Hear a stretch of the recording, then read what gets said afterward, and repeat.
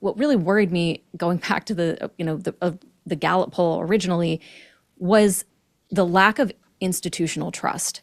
Yes, we can put this on the screen. This is F4. Yeah. Younger American women have lost more confidence in institutions than any other group in the past decade. That is a 17-point drop. Thanks for bringing it up, Rachel. Yeah, it's a 17-point drop. And compared to men who have only lost 1% trust in institutions, like that is a huge gap. And that is what I worry most about recovering, because you cannot, going back to sort of the philosophical roots of conservatism, which are rooted in gratitude for the traditions that have gone before, for the people that have gone before, for how far we've come.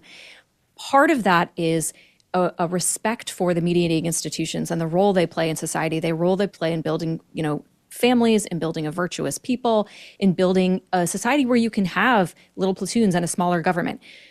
The right, in my view, has abandoned a lot of those mediating institutions. And by that, I'm talking about, public schools and universities and libraries and all these areas that are now like peak culture war terrain, because the right walked away from them. They said, oh, whatever, it's it'll take care of itself. The market will solve it, whatever. It didn't.